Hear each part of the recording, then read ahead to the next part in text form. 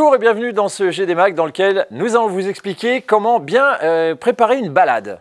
Alors, quel que soit votre véhicule CF Moto, que ce soit un quad ou une moto, on va tout vous expliquer, même ce qu'il faut faire quand on rentre de balade. Alors, je vous rassure, ce n'est pas moi qui m'y colle, ça va être David qui va tout nous expliquer, là, maintenant, tout de suite.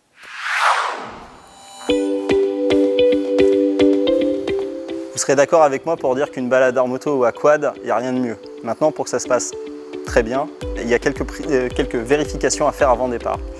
La plus importante pour moi, c'est la pression des pneumatiques. Outre le fait de consommer les pneus à outrance, avec une mauvaise pression, votre sécurité sera engagée. Donc à faire au minimum une fois par mois et une fois avant le départ, ça ne prend pas beaucoup de temps. Pour que ce soit simple à faire, dans la gamme accessoire, on a deux produits. Le Airgun, qui est totalement autonome, batterie lithium, vous le chargez à l'avance et vous pouvez l'utiliser en plein milieu des chemins.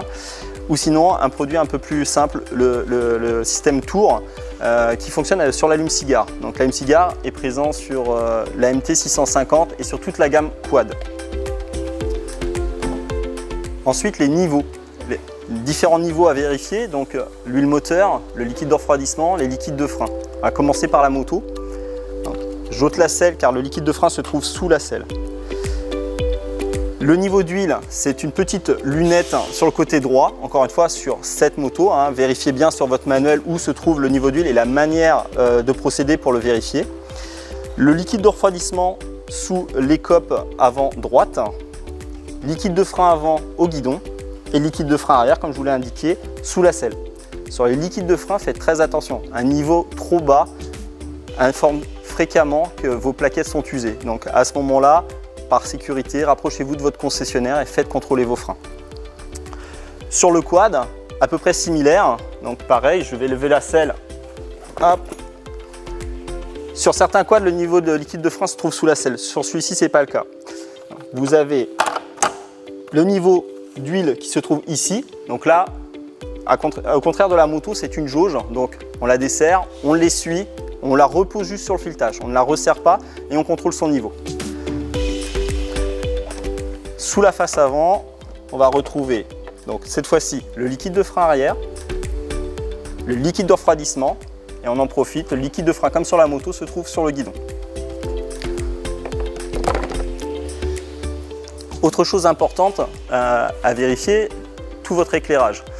Ça fait partie du code de la route, donc outre le fait de vous mettre en danger avec un mauvais éclairage, vous pouvez avoir une amende, ce qui rendra la balade beaucoup moins sympathique. Donc, similaire aux deux, donc vous avez les niveaux à vérifier, important. Plus important encore, la pression des pneumatiques.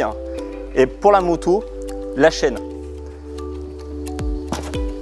Il faut vérifier dans un premier temps son faux rond, son point dur. Donc, il doit être compris entre 20 mm et 35 mm à peu près.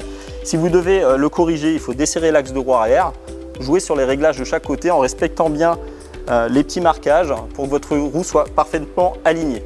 Il faut la graisser fréquemment et la nettoyer quand besoin est, donc vérifiez si vous n'avez pas de corps étranger de coincé dans la graisse de chaîne.